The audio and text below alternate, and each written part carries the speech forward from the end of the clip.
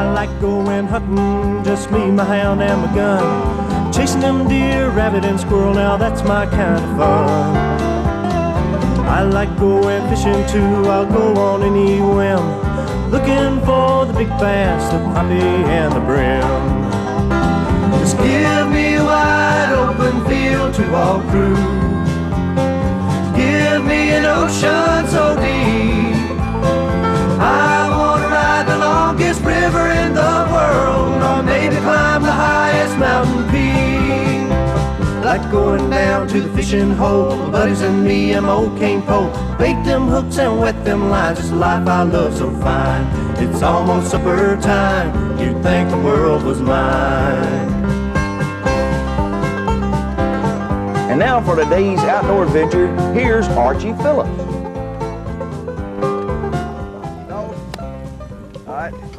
He's right hit that like a ton of bricks. I'm telling you, I saw him come hit that thing. Under the boat. Whoa, under the boat. Under the boat. Think it's a trout? Yeah, it is. Yeah, there you go. Big. There you go. Looky him. Looky him. Nice trout. All right. How about that professional release, huh?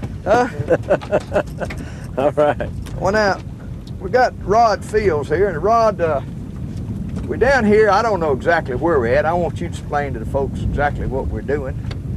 We got your buddy here, Mark. Ace Fishing Guide. Stabley, Ace Fishing Guide. Got a man standing up on the front up there, doing some real serious fishing. Got Admiral Jeremiah Denton, good friend of mine from over at Mobile, Alabama, former congressman from Alabama. Senator. Well, that's up there anyway, up there in Washington, and one of our POWs, one of the longest tailed ones. He and another dozen or so fellas spent 7 years and 7 months there. Some of them spent a little longer. And he led our men back. I remember, never will forget time on television when he stepped out of the plane. He said, "I've served my nation under trying circumstances, and I support my nation. God bless America." Oh boy, they're hitting. Jerry, we're glad to have you with us. He knocked like a ton of bricks. Trout fishing trip. I mean, he hit us. Thank you, Archie. It's a real thrill for me. I want you to catch a great old big one out there now and see if we can I just have one hit one in the 4 to 5 pound category. Out here deeper, Mark, where they're at. Working on it. Doing his best. Mark, what's so significant, and why is Chandeleur Island been so famous for all these years for the redfish and speckled trout? Well, virtually everything. You got ling and all kind of stuff out here, ain't you? Oh, sure. This is a breeding ground. Oh, look out, y'all. Did you see that hit that thing? Top water hit.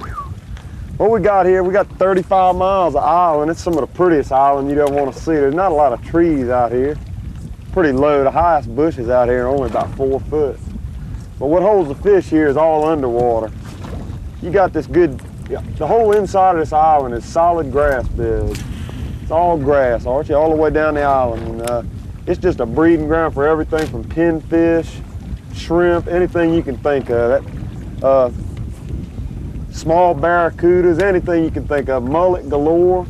Everything comes out here. When you go out here floundering or something at night, you see baby redfish everywhere, small speckled trout. It's just a fish hatchery is what it amounts to. Just a giant fish hatchery, That's right. isn't it? Well, now, your granddaddy used to live out here for years, didn't he? Yeah, he stayed more on Horn Island, which is about halfway between here and Biloxi.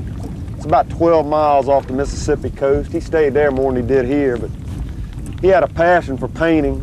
He painted anything you can think of, all the flora and fauna out here that you can think of, and he loved to come out here and catch the breeding season on the pelicans. He loved to paint the baby pelicans in the nest, you know, from the eggs till when they hatched and took off. And he really loved it out here. I think I inherited a lot of my love for these islands from him. Well, now, you was telling me, or I believe it was Rod telling me, that there's 4 kinds of grasses out here, and one particular type is the one that's real prominent in keeping this hatchery like it is here. Right. I think the most important grass that we have out here, we have 3 or 4 different kinds. They studying the grasses out here now. LSU is doing a study on them. But my favorite is the long, skinny, it looks like ribbons. It's called eel grass. And that, I think that is the best. Got one. There he is. Jerry's got one. Jerry's got one. Jerry's got one on the front up there. All right, Jer. That's top water too. Look at Yeah, yonder. that's a pretty nice fish. Nice fish on the top water. Coming in on the top water. Not big. Is it a speck? Yeah, it's a little speck. speck. Yeah. Oh yeah. That's a keeper though. What's your size limit on these things now, Mark? On these speckled trout, the size limit's 12 inches. 12 Keep inches. 25 trout 12 inches long per person.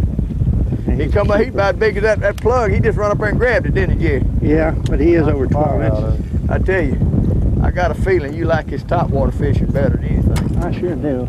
You see him run up there and just nail it good. Pitch him back here. We'll get him. Just pitch him back in the All box right, back thank there. Now, Jerry, you've been speckled trout fishing and bass fishing all your life. That's your favorite kind, isn't it?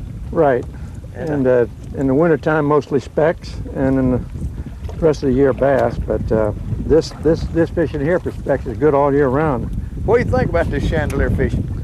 Well, I can't think of a better place in the world to spend some time. Got it, Rod? Yeah, he's a little one. There's a keeper. Now, Rod, you got a rig up right there, and we ain't even talked about your rig. This. All right, explain that to us right quick. Want me to explain it to you? Yeah. Tell me how you rigged up there All now. right, what we got here is called a rattle cork or a Mansfield mauler. Mauler. Mauler, man, call them Mansfield maulers. It's just a small cork on about 100-pound wire there, and as you can hear, it makes a sound on top of the water like a shrimp. When it hits the water, when you pop it, it pops like a shrimp pops on top of the water. And I got about 25-pound test leader here, going down about 18 inches to a grub tail. We use a small head behind these corks because the action's a lot better than the heavy head. The bait will work up and float down a lot slower than with a heavy head, and I see. we find we do a lot better with that. It's real good.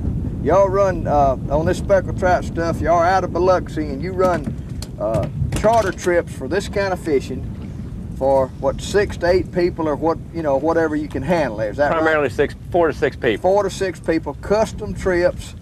Got a nice house to stay in. Good. I can vouch for that house. You can stay 3 days, you can stay 4 days, you can stay a week. There you go. So just whatever they want, just they can get in touch with you. And that's right. you got this nice big boat here, and you got smaller boats that you take out with guided trips. Right. We fish in the smaller boats. We just bring them out in the big boat. We fish in the smaller in the skiffs. Just get out there where the main Right. trout are and just hammer them. Right. Just hammer them. You got that right. Tell them about the ballast rocks up there, Mark. Yeah. What's this about these ballast rocks? Up here by the lighthouse, they got what they call a rock pile. What that is, that's where the old French boats and all old sailing boats came in here a long time ago, and that's where they dumped their large ballast rocks. They had big, like almost boulder-sized rocks, probably 150 to 300 pounds a piece, that they'd put down in the keels of these old boats to give them ballast, when they didn't have any cargo or anything on them. Keep them from just tumbling over, right? That's what gave them little bottom weights, to keep them from flipping over. And whenever they'd come in here, of course, they'd have to dump out most of their ballast so they could make it on into Biloxi and all in the shallow water. And boy, that is some hot trout fishing in the wintertime. Around them rocks. Oh man. Well, the grass grows up. There's a peculiar grass that grows up, and it grows up. It's in about 10 feet of water, and the grass grows straight up, and the grass is like almost comes to the top.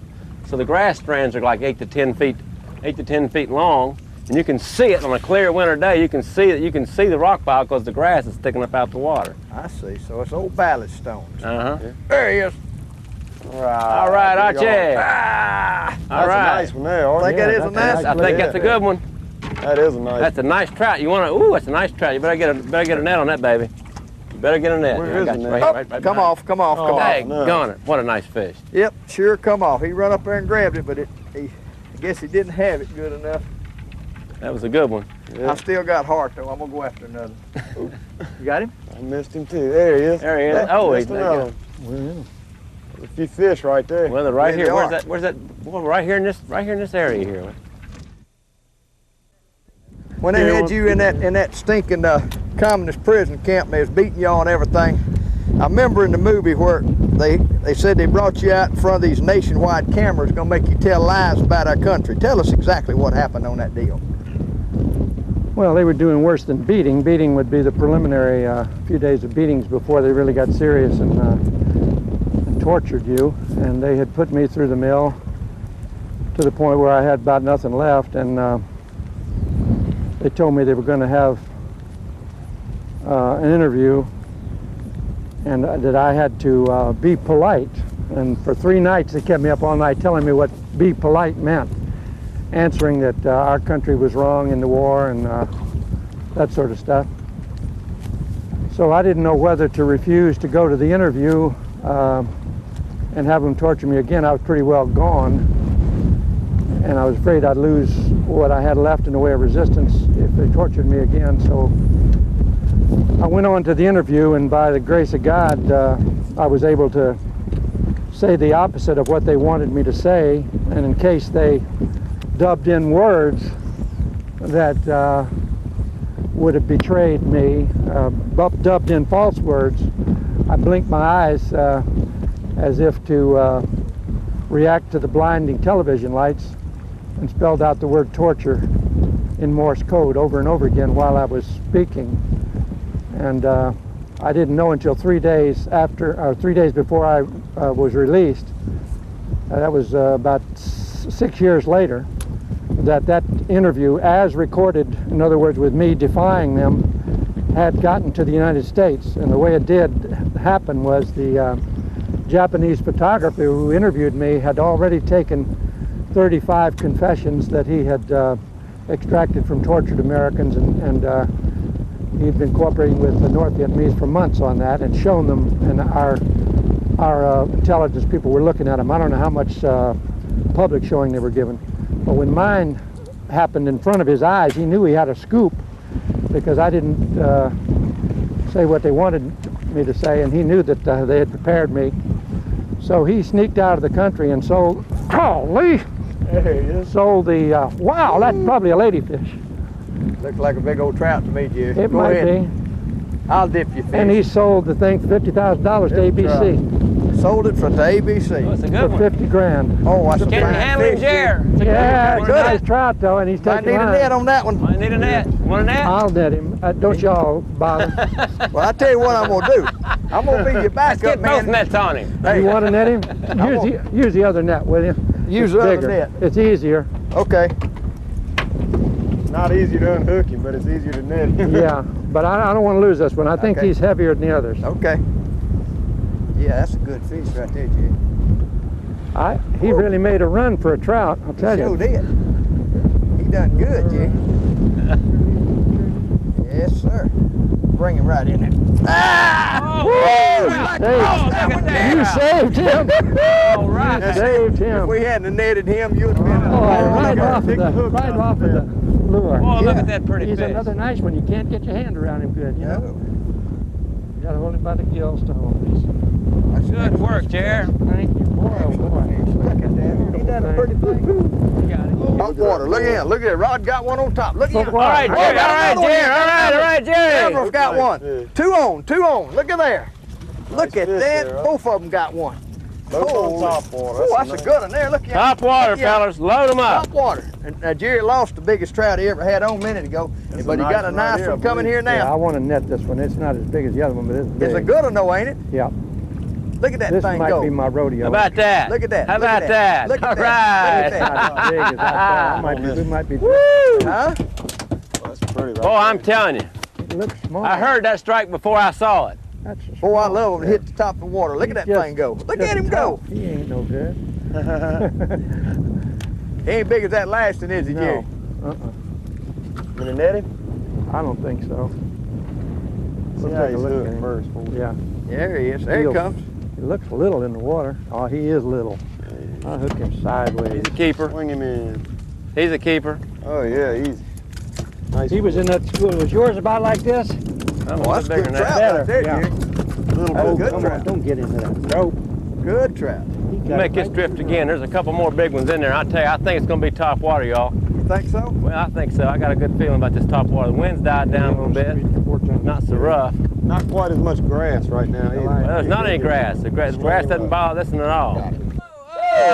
Look That's yonder. a big boiler. Boy, I'm telling you, Rod, look what are at you it. fishing with that I ain't? Top water. I'm Top water. fishing with All right.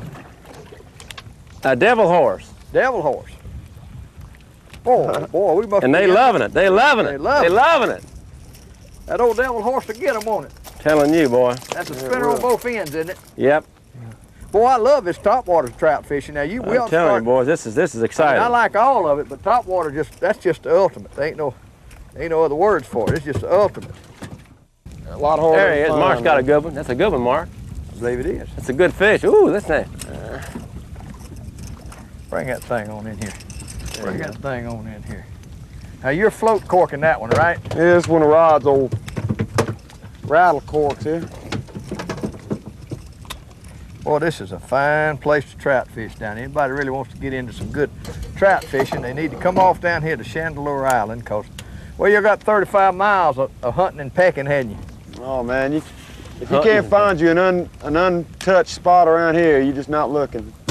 Crystal clear water. Archie, down here, this boat's becoming real popular for several reasons. One is its stability. It's a truly rough water boat.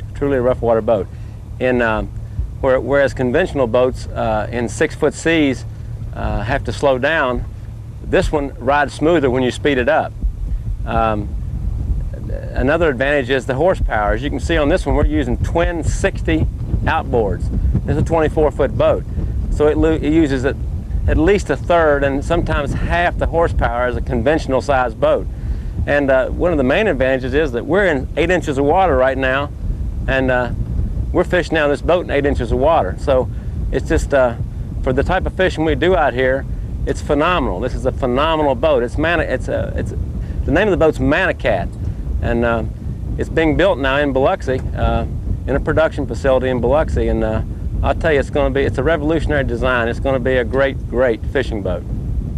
Archie, we got out there a little early this morning because the tide was falling. I wanted to get in there before they took off, but I wanted to show you how we rigged up those spoons we fished in with this morning. On them redfishes. Yeah, we got some Johnson spoons here. We got the Silver Minnow. This is the one with the weed guard, as you can see. And what we did to them here, an old fella named Rudy Grigger showed me how to rig these spoons. He's been fishing out here for years and years. He's about 75, and he knows a few tricks about it, but he showed me this. And what I did here... Is this his favorite lure? This is about his favorite lure, yeah it is. What we did here, we took a 60-pound piece of piano wire here, single strand wire, and we looped it here on the front. We twisted it on the front of this spoon, and as you can see, we left a nice sized loop here on the front where that spoon has got plenty of wobble to it. It's not bound up in any way. It's just nice and free wobbling there. And then we took a small number 12 black swivel. The reason we use black is so if you get in a mackerel or anything, they won't chop your line off where they hit a shiny swivel. Then we also put a small bucktail. Took some of these orange plastic bucktails. You can use feathers, whatever you want to use. The old hair ones that come on a Mr. Champ will work just as good. And we took a little piece of surgical tubing, put it over the loop of the bucktail, and then put the whole works over the end of the hook there. And as you can see, we trimmed this bucktail off a little bit, which keeps you from getting short strikes. If you leave that bucktail on, these fish will be striking at it and missing your hook. So that's it. That's the Johnson spoon. That is the redfish killer there. Rigged to custom redfish killer. That's a Chandeleur custom rig for redfish right there. Boy, Mark, we sure did have a good time this morning over on them redfish.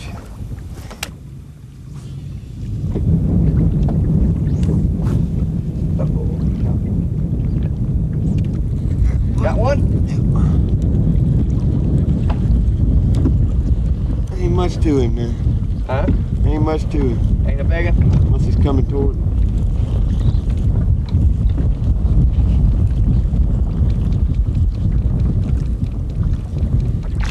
Whoa, look at there. Oh, that's a good one. Little red. Yeah, look at there.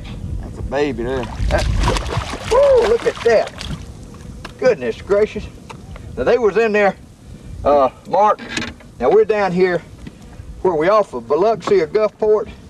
Now what is the rules on the redfish now? Well, see, a 15-incher is the minimum size. That one's easily in the 15-inch class. Look, turn them up. Let's see them. It's got more than one spot. Look at that, and there's got 4 spots on it. Yep.